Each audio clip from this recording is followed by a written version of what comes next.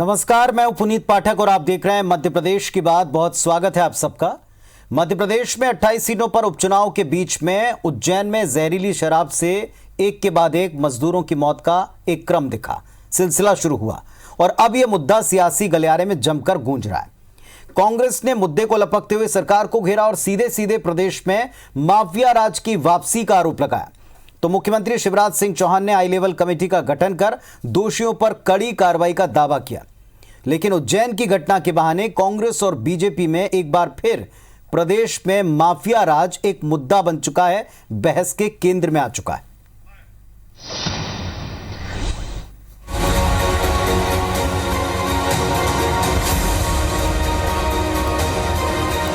बाबा महाकाल की नगरी में फुटपाथ में पड़ी मजदूरों की लाशें सूबे में बेखौफ शराब माफिया के बढ़ते हौसलों को बयां कर रही है।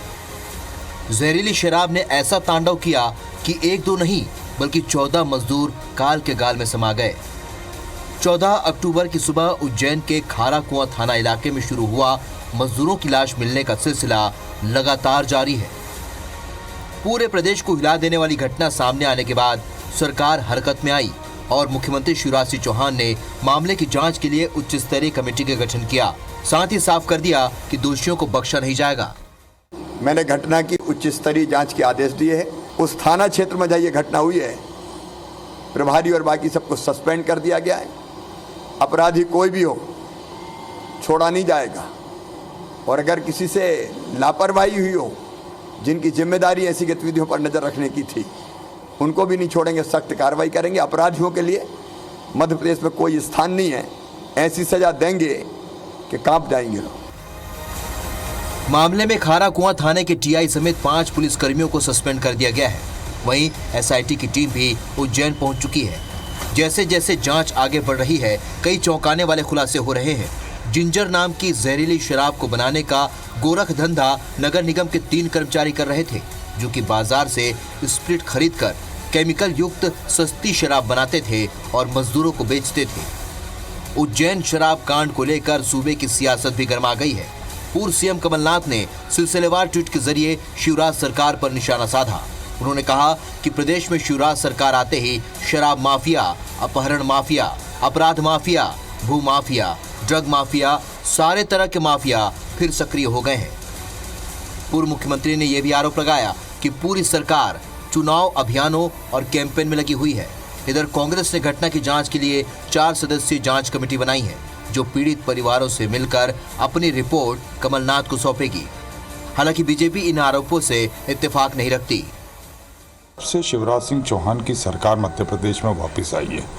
प्रदेश में शराब माफिया या अनेक तरह के जितने भी माफिया हैं वो पूरी तरह से सक्रिय हो गए और सक्रिय होकर अपना उत्पात और तांडव मचाने में कहीं कसर नहीं छोड़ रहे। माफिया राज तो उन्हीं के राज में चल रहा था। शिवराज सरकार तो गरीबों के कल्याण का काम कर रहे थे और फिर गरीबों के कल्याण का काम शिवराज जी कर रहे हैं। सच उज्जैन में जहरीली शराब को लेकर उन पर कार्रवाई हुई है, कोई नहीं बचेगा और कोई भी माफिया, लेकिन सर कमलनाथ भारतीय जनता पार्टी की सरकार में कोई भी माफिया नहीं बच सकता, चाहे कोई भी हो। मध्य प्रदेश में आगामी 3 नवंबर को 28 सीटों पर उपचुनाव होने हैं, लेकिन उपचुनाव के पहले उज्जैन में हुई ये घटना कई सवाल खड़े कर रही है। सवाल है तो लाजमी है कि सियासत भी होगी। घटना ने कांग्रेस को जहां बैठे बिठाए बीजेपी को घेरने का मौका दे दिया है, तो वहीं राज्य सरकार दोषियों के खिलाफ जल्द कार्रवाई कर अपनी साख बचाने में जुट गई है। दीपक यादव, IBC 24, इंदौर। तो 28 सीटों पर हो रहे उपचुनाव में वैसे तो छोटी से छोटी बात मुद्दा बन सकती है और बन भी रही है। यहां आरोप प्रत्यारोप, यहां पर कौन वफादार कौन बिकाऊ, इसको लेकर के कई तरह के बहस और आरोप दिन भर हम सुनते हैं। लेकिन माफिया एक ऐसा मुद्दा रहा है जिस पर कमलनाथ सरकार ने अपनी तरफ से दावा किया था तब काम करने का, और अब विपक्ष के नाते इसी मुद्दे पर सरकार को वो घेर रहे हैं। हमारे साथ में एक पैनल जुड़ा है और तीनों बहुत ही सम्मानित सदस्य, तीनों का इस मंच पर स्वागत है। राकेश अचल साहब वरिष्ठ पत्रकार जुड़े हैं, नमस्कार, स्वागत है आपका। बृजेंद्र सिंह राठौर साहब सीनियर लीडर, विधायक और पूर्व मंत्री हमारे साथ जुड़े हैं, नमस्कार, आपका भी बहुत स्वागत है। और पंकज चतुर्वेदी जी हैं, भारतीय जनता पार्टी के नेता, स्पष्ट वक्ता, तेज तर्रार तरीके से बात रखते हैं। पंकज जी, आपका भी बहुत स्वागत है।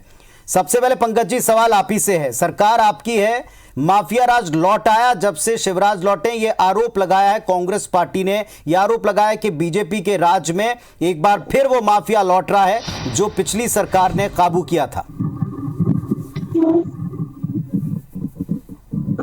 देखिए, पिछली सरकार यानी जो कमलनाथ जी की 15 महीने की एक्सीडेंटल गवर्नमेंट थी, वो सरकार कैसे आई कैसे गई वो सबके सामने है। इसीलिए मैंने एक्सीडेंटल गवर्नमेंट शब्द का प्रयोग किया।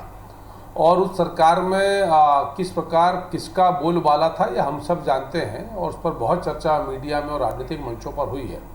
मैं निश्चित तौर पर मानता हूं कि उज्जैन की जो घटना है वो बहुत दुर्भाग्यपूर्ण है और इसीलिए माननीय मुख्यमंत्री जी ने इस पर त्वरित कार्रवाई करते हुए स्पष्ट तौर पर कहा कि ऐसी कड़ी सजा देंगे कि अपराध करने वाले दोबारा सोचेंगे नहीं। और इसीलिए उस पूरे थाना क्षेत्र में जो जिम्मेदार अधिकारी थे पुलिस के, उनको तत्काल निलंबित किया गया है। एसीएस होम के नेतृत्व में एक टीम गठित की गई है जो आज उज्जैन पहुंचकर जिसने अपनी कार्रवाई प्रारंभ कर दी है। और पुनीत जी, मंशा बहुत स्पष्ट है कि कोई भी व्यक्ति मध्य प्रदेश के गरीब के साथ, आम जनता के साथ इस प्रकार के आपराधिक कृत्य करने का षड्यंत्र करेगा, प्रयास करेगा, उसको बख्शा नहीं जाएगा। और इसीलिए माफिया को माफ़ नहीं किया जाएगा। इस अभियान के साथ शिवराज सिंह चौहान साहब और पूरी भारतीय जनता पार्टी की सरकार काम कर रही है। कांग्रेस जरूर प्रतिपक्ष के रूप में उसका अधिकार है अपनी बात कहती रहे, पर हम सब जानते हैं कि वास्तविकता यह है कि भारतीय जनता पार्टी के पिछले 15 साल के सरकार में और अब जब से 5-6 महीने में कोरोना काल में है, मध्य प्रदेश में कोरोना संकट के साथ साथ अपराध के तमाम विषयों पर सरकार ने लगाम कसी है। और जो माफिया उच्च श्रृंखल, उद्दंड और स्वतंत्र और स्वच्छंद होकर पिछले 15 महीनों में समझता था, क्या वो निर्भीक और निडर हो गया है क्योंकि कांग्रेस की सरकार इस मध्य प्रदेश में है। उस पर नकेल डालने का काम माननीय शिवराज जी के नेतृत्व में भारतीय जनता पार्टी की सरकार कर रही है। और हम निश्चिंत हैं कि इस घटना के बाद ऐसी कड़ी कार्रवाई होगी। और ये सिर्फ मेरे वक्तव्य नहीं है, कांग्रेस में आपको स्मरण होगा पुनीत जी के उमंग सिंगार एक कांग्रेस सरकार के मंत्री थे, उन्होंने स्पष्ट तौर पर कहा था दिग्विजय सिंह जी के बारे में, जो उन्हीं की पार्टी के बड़े नेता हैं, तब भी थे आज भी हैं, कि शराब माफिया को संरक्षण और उनसे अवैध वसूली का पैसा दिग्विजय सिंह जी को जाता है। रेत माफिया से अवैध संरक्षण और वसूली का पैसा दिग्विजय सिंह जी को जाता है। ठीक है। स्वयं गोविंद सिंह जी ने बतौर मंत्री स्वीकारा कि हम माफिया के आगे नतमस्तक है, मैं क्षमा मांगता हूं, हम अवैध काम नहीं रोक पा रहे। तो दो लेकिन अब तो पंकज जी आपकी सरकार है और इस बात से तो आप भी इनकार नहीं कर सकते कि ये जो स्पिरिट से, नकली स्पिरिट से सस्ती शराब बनाने का धंधा है, ये एक दिन में नहीं हुआ। अब कुछ कार्रवाइयां हुई हैं जिनको मीडिया ने दिखाया, हमने भी दिखाया कि छापे पड़े, देर रात जाकर मेडिकल स्टोर पर स्टॉक मांगा गया, चेक किया गया। जब एक तरफ चुनाव है, छोटी छोटी बातों पर ध्यान दिया जा रहा है, प्रशासन अलर्ट रहता है, दूसरी तरफ हर एक छोटी चीज मुद्दा बन जाती है, तीसरी तरफ जब इतनी चौकसी है कोरोना संक्रमण को लेकर, तब खुलेआम 11 मजदूर महाकाल की नगरी में मरने के बाद अगर आप जाग रहे हैं, अब आप अगर इस पर शिकंजा कस रहे हैं तो सवाल उठेंगे। आरोप प्रत्यारोप अपनी जगह पॉलिटिकली वो लगेंगे, आप उनका उत्तर देंगे, वो आपका उत्तर देंगे। नहीं पुनीत जी, मैंने ये नहीं कहा कि हम अब जागे हैं, हम तो सजग और सतर्क पहले भी थे। और इसीलिए मुख्यमंत्री जी ने कहा कि जो लापरवाह पुलिस के अधिकारी थे जिनका जिम्मा इस प्रकार की घटनाओं को रोकने का था प्रथम दृष्टया, उनको निलंबित किया गया है, गिरफ्तारी हुई है। और इसीलिए एसीएस होम के नेतृत्व टीम वहां पर की। पर मैं तो सिर्फ कांग्रेस को स्मरण दिला रहा हूं कि वो कांग्रेस जो ये कहती है कि माफिया राज की वापसी, उसके दो मंत्री सरकार में थे, मंत्री उमंग सिंगार, डॉक्टर गोविंद सिंह, माननीय बृजेंद्र सिंह जी के साथ रहे, वो खुलेआम कहते थे कि दिग्विजय सिंह जी माफिया के संरक्षण आता है, शराब माफिया को। चलिए, इस आरोप का उत्तर देने के लिए हमारे साथ बृजेंद्र सिंह राठौर साहब हैं। बृजेंद्र जी, आप कह रहे हैं कि शिवराज के राज में माफिया राज लौटा, लेकिन वो तो कह रहे हैं कि पिछले सरकार में बैठे हुए लोग भी बताते रहे कि कौन माफिया चलाता, कौन इसे कंट्रोल करता, कांग्रेस के नाम गिना दिए उन्होंने। देखिए, हमारे छोटे भाई पंकज चतुर्वेदी जी हैं, स्वाभाविक रूप से अब वो भारतीय जनता पार्टी में है तो उन्हें वही बात कहना पड़ेगी। लेकिन उस वक्त तो ये भी उसी सरकार के अंग थे जिसकी आज बुराई कर रहे हैं। लेकिन मैं आपसे कहूं, चलिए छोड़िए, आप जो बात कह रहे हो आप करते रहिए, इन सब बातों का आम जनता पे कोई फर्क नहीं पड़ता, क्योंकि ये झूठ की ज्यादा बुनियाद होती नहीं। आज 6 लोग मर जाते हैं राघवगढ़ में एक दिन पहले, उस वक्त जो है मुख्यमंत्री जी को याद नहीं आती है, वो अपने चुनाव प्रचार में लगे हुए हैं। वो इसमें मस्त हैं कि नरा बताइए कमलनाथ जी का नरा कहाँ गड़ा है, कहाँ के रहने वाले हैं। तो मतलब ये बचकानी जो बातें हैं, इतना बड़ा पद पे बैठा हुआ व्यक्ति और ऐसी बातों में मस्त है, उसे मध्य प्रदेश के लोगों की चिंता नहीं है। कोई उनसे भी पूछ सकता है कि प्रधानमंत्री जी का नरा क्या बनारस में गड़ा है, इनके प्रदेश अध्यक्ष का नरा क्या पन्ना में गड़ा है, उसका उत्तर नहीं है। लेकिन 6 लोग हमारे मारे गए, उसकी चिंता नहीं की। दूसरे दिन 14 लोग, 11 नहीं 14 लोग उज्जैन नगरी में मारे गए। और जब आपके मीडिया पर दिखाना शुरू हुआ, जब विरोधाभास शुरू हुआ, तब जाके इन्होंने किस बात पे खुश हो रहे हैं कि मैंने पुलिस विभाग के लोगों को निलंबित कर दिया। अरे भाई, पुलिस विभाग को निलंबित क्यों कर दिया? क्या इसमें एक्साइज डिपार्टमेंट की जवाबदारी नहीं थी? आप क्यों उनको बचाना चाहते हो? केवल पुलिस विभाग पे निलंबित करके आप अपनी पीठ थोपना चाहते हो? आपको अगर चिंता होती तो आप तुरंत कार्रवाई करते। और आप ऐसे अधिकारियों की टीम बना रहे हो जो आपके इशारे के ऊपर जो है चलते हैं, आज जो आप कहोगे वो आपकी रिपोर्ट बना के दे देंगे। तो ये जो दो तरह की बातें हैं, मध्य प्रदेश की जनता इस बात को देख रही है।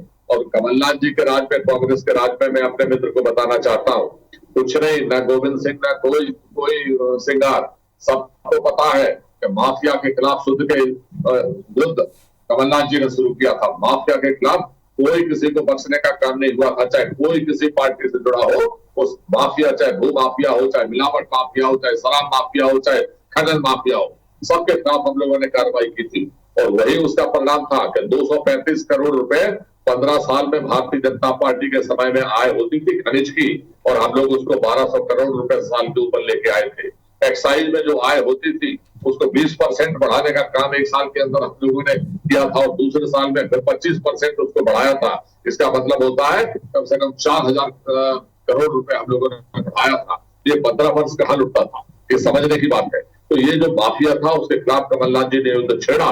उस चक्कर में उनकी सरकार भी चली गई, क्योंकि लोगों को पता था कि अगर विजय जी, इस माफिया के पनपने की वजह आप क्या पाते हैं? ये इग्नोरेंस है, चुनाव में बिजी होना है, या फिर सीधे सीधे संरक्षण? क्या कहना चाहती कांग्रेस पार्टी, क्या आरोप लगाना चाहती? सीधे सीधे दोनों बातें इसमें शामिल है। जिस वक्त जो है कोरोना हमारे यहाँ प्रवेश कर रहा था, ये सरकार बनाने में लगे हुए थे सिंधिया जी और ये मिलकर भाजपा के लोग, उसमें मुख्यमंत्री जी शामिल है। उस वक्त ये सरकार गिराने में लगे थे। इनका ध्यान स्वास्थ्य के ऊपर नहीं गया, और आज 1.5 लाख कोरोना के ऊपर हमारे जो है लोग पहुंच गए हैं। यही मैं कहना चाहता हूँ कि आज भी इनके लिए सर्वोपरि सबसे बड़ा धर्म है कि 28 सीटों के ऊपर इनका ध्यान है, मध्य प्रदेश के ऊपर ध्यान नहीं है। पंकज जी उत्तर देना चाह रहे हैं आपकी बात का? पंकज जी और सारी बात इनके साथ है। पंकज जी तो बेचारे क्या कहेंगे, इनको तो कोई उत्तर देना है। मैं सिर्फ ये निवेदन कर रहा हूँ कि पुनीत जी, मैं सिर्फ ये निवेदन कर रहा हूँ कि माननीय राठौर साहब ने कहा कि कमलनाथ जी ने कोरोना के लिए बहुत काम किया।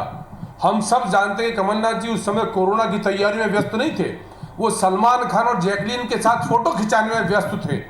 उनकी चिंता मध्य प्रदेश में कोरोना संक्रमण नहीं थी, उनकी चिंता थी कि आईफा का अवार्ड कैसे हो, उनकी चिंता थी कि सलमान खान और जैकलीन के साथ कमलनाथ जी का फोटोशूट कैसे हो। ये मुख्यमंत्री का दायित्व है। एक बैठक कोरोना को लेकर नहीं मुख्यमंत्री जी की, और उसके बाद कोरोना की बात की जा रही है। और आदरणीय राठौर साहब ने कहा कि 1200 करोड़ रुपए की माइनिंग की वैल्यूएशन हुआ। अरे सर, सरकार ने कीमत बढ़ा दी तो वैल्यूएशन हुआ। आज होशंगाबाद में जिस ठेकेदार ने खदान का ठेका लिया था, 220 करोड़ का भाग गया, ठेका नहीं ले पाया।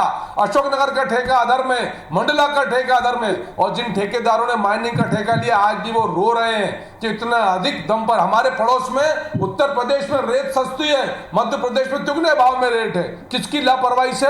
कमलनाथ जी की नीति की वजह से। तो आप रेट इतने बढ़ा दो और फिर गुणगान करो कि हमारे कार्यकाल में राजस्व बढ़ गया।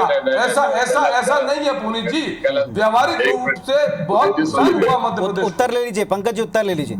देखिए पुनीत जी, ये बात जो है वो आधारहीन बात है। मैं एक्साइज डिपार्टमेंट की, जैसे मैंने आपसे बात की है, पहले साल मैंने सीधा 20% बढ़ाया, दूसरे वर्ष मैंने 25% बढ़ाया। तो ये कहें कैसे तो आंकड़ों में है, रिकॉर्ड के ऊपर है, खनिज के ऊपर पैसा बढ़ा है, ये रिकॉर्ड के ऊपर है। तो ये इन्होंने कहा कोरोना के काल की, अरे भाई कमलनाथ जी की सरकार उस वक्त तब कोरोना मध्य प्रदेश में आया ही नहीं था। ये अगर आईफा के अवार्ड कर रहे हैं, थोड़ा सा हम चाहते हैं कि इस आरोप प्रत्यारोप से ज्यादा इस थोड़ा माफिया राज पर भी कंट्रोल करते हैं कि दिशा में किसने कितना काम किया, उस पर भी आते हैं। थोड़ा अपने विषयांतर को हम ना करें। एक हमारे साथ में वरिष्ठ पत्रकार भी जुड़े, उनको भी सुन ले। राकेश अचल साहब, माफिया को लेकर के डिबेट पहले भी कई बार आपने की है, अब फिर उठ खड़ी हुई है। ये कहा जा रहा है कि माफिया अब कंट्रोल नहीं रहा, पहले कंट्रोल था। कितनी सच्चाई आपको लगती है इसमें? चतुर्वेदी जी और राठौर साहब ने जो बातें कही है वो शुद्ध रूप से राजनीतिक बातें हैं।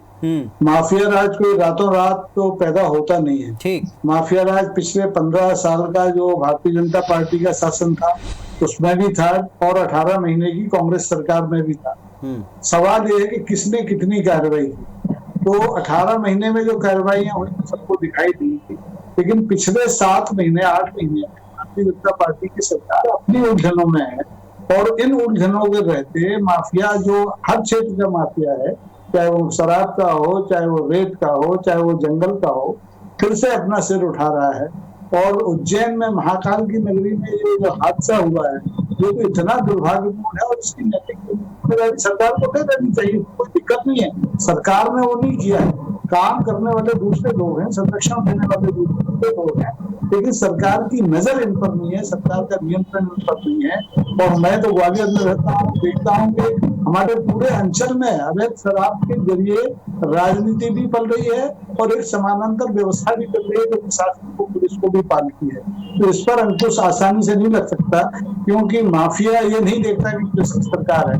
अभी पंजाब में देखिए आप, अगस्त में 86 लोग मर गए, इसके पहले महाराष्ट्र में 56 लोग मर गए। तो ये उसका राजनीति से कोई लेना देना है, प्रशासन का मामला। और प्रशासन जहाँ शिथिल बड़ी बात वहाँ माफिया राज अपने आप से उठा देता है और यही सरकार किसी की भी हो, इनको ताबड़तोड़ कार्रवाई करते हुए उजागर करना पड़ता, तब आप इसे कंट्रोल कर सकते हैं। और यही सवाल मैंने उठाया कि एन चुनाव के इतने सेंसिटिव वक्त, कोरोना के इतने सेंसिटिव वक्त, अगर ये खुलकर इतना सामने आ रहा है तो फिर क्या नॉर्मली आप इसे कंट्रोल करने का दावा करने के अधिकारी हैं? ये भी एक बड़ी बात है। बृजेंद्र सिंह राठौर साहब, इस बात से तो आप भी सहमत होंगे, अचानक से नहीं पनपता माफिया, लगातार काम करता है, पैरेलल व्यवस्थाएं बनाता है और सेटिंग करके अपना काम चलाता रहता है। लेकिन ताबड़तोड़ एक्शन जो पिछली सरकार ने दिखाया अब नहीं, क्या ये वजह है सिर उठाने की, जैसा कह रहे थे वरिष्ठ पत्रकार साहब? देखिए, अचल साहब जो कह रहे थे मैं उनकी बात से सहमत हूँ, लेकिन आप ये भी देखिए कि मध्य प्रदेश में 15 वर्षों तक भारतीय जनता पार्टी की सरकार थी और उस वक्त ये माफिया को पूरा संरक्षण मिला और उनके हौसले इतने बुलंद हो गए कि वो किसी से डर उनके दिमाग से हट गया था। केवल 12 महीने कांग्रेस की सरकार को मिले और जैसे ही कमलनाथ जी की कांग्रेस की सरकार बनी, ताबड़तोड़ हम लोगों ने कार्रवाई शुरू की और माफिया के अंदर एक डर पैदा किया।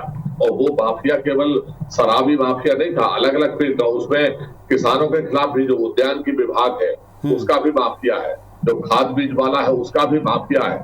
तो कई प्रकार के माफिया जो जन्मे थे उनको हमने तोड़ने का काम किया और अचानक फिर इस सरकार उसी माफिया के पैसे के दम के ऊपर इस सरकार को गिरा दिया गया। मैं आपके माध्यम से कहना चाहता हूँ, आज से 3 महीने पहले मैंने खुद प्रेस कॉन्फ्रेंस की थी भोपाल में, पूरा भोपाल का मीडिया था और मैंने लिखित में आरोप दिए थे और वीडियो दिखाए थे कि कौन कौन से अधिकारी हैं जो खुले रूप से इसमें शामिल हैं और वो खुद कह रहे हैं कि मुझे सरकार के फला फला को पैसा देना पड़ता है और ज्यादा रेट से वो बेच रहे थे। तो लेकिन उसके बावजूद भी उनके खिलाफ आज तक कोई कार्रवाई नहीं की।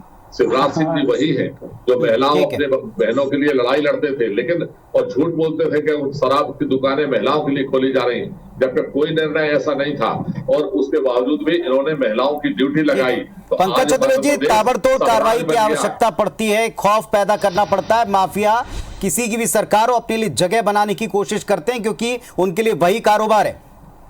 आज मृत्यु प्रदेश बन गया है, स्वराज बन गया है मध्य प्रदेश। देखिए पुनीत जी, आपने बिल्कुल ठीक कहा कि कार्रवाई ताबड़तोड़ कार्रवाई, जिम्मेदार लोग निलंबित, एसीएस के नेतृत्व में टीम धरातल पर और पूरी जांच कर रही, चाहे आबकारी हो चाहे पुलिस हो, किसी को नहीं बख्शा जाएगा। नंबर 1। नंबर 2, मेरा एक सवाल जिसका उत्तर माननीय राठौर साहब ने नहीं दिया कि कांग्रेस की कमलनाथ जी की सरकार के समय कांग्रेस सरकार के 2 मंत्रियों जो राठौर साहब के साथी थे, श्री उमंग सिंगार जी और डॉक्टर गोविंद सिंह जी ने स्पष्ट तौर पर कहा था कि सम्माननीय श्री दिग्विजय सिंह जी जो कांग्रेस पार्टी के नेता हैं वो शराब माफिया, भू माफिया, खनन माफिया, सारे माफियाओं के संरक्षण दाता है और माल उन तक जाता है, पैसा उन तक जाता है। डॉक्टर गोविंद सिंह ने कहा था कि मैं राठौर साहब वक्त कम है, उत्तर देना चाहते हैं तो दे दें। तो इन पर क्या कार्रवाई की गई? क्या दिग्विजय सिंह जी से पूछा किसी ने? क्या पूछा किसी ने दिग्विजय सिंह जी से? बिल्कुल झूठ पे आधारित बात है सर ओपन है। भारतीय जनता उन्नीस जी पार्टी शिवराज सिंह के ऊपर आरोप लगाते थे। कमल पटेल जी ने आरोप लगाया कि अगर नर्मदा नदी में खनन माफिया हो रहा है, दिग्विजय सिंह जी हिस्सेदार है माफिया में। दिग्विजय सिंह जी माफिया के संरक्षण दाता है। दिग्विजय सिंह जी माफिया को मदद करते हैं और दिग्विजय सिंह जी तक माफिया का धन जाता है। हम माफिया को पुनीत जी माफ नहीं करेंगे, ध्वस्त करेंगे माफिया को शिवराज जी के नेतृत्व में। लेकिन कांग्रेस उत्तर दे। तो कांग्रेस के 2 पूर्व मंत्रियों ने आरोप लगाया कि दिग्विजय सिंह माफिया ठीक है, ये आरोप प्रत्यारोप की बात है। कौन जिम्मेदार? आरोप प्रत्यारोप की बात हो गई, लेकिन इनके उत्तर सवालों के तौर पर ही सामने आते हैं। ये जनता के लिए अफसोसजनक बात है। राकेश अचल साहब, आपने एक बहुत सही पॉइंट उठाया कि ना एक दिन में पनपता है और किसी की भी सरकार के वक्त में ये बिना कार्रवाई के घोड़े की तरह अगर दौड़ेगा तो फिर सबको नुकसान पहुंचाएगा। इस वक्त में जब 2 आपदाएं हैं, या हम ये कह सकते हैं एक तरफ बड़ी आपदा और दूसरी तरफ एक बड़ी स्थिति है उपचुनाव को लेकर, ऐसे समय में अगर ये कारोबार हो रहे हैं तो फिर या तो ध्यान नहीं है या प्रश्न इस तरह के आरोप लग सकते हैं। देखिए,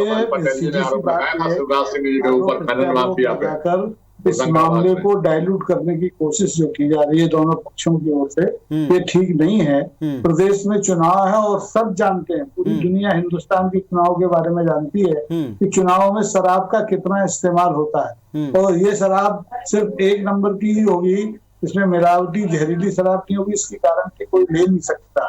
इसलिए ये ऐसा समय है जब प्रदेश की सरकार राजनीति से हटकर इस काले कारोबार को, इस जहरीले कारोबार को सर्वोच्च प्राथमिकता से रोकने की कोशिश करे।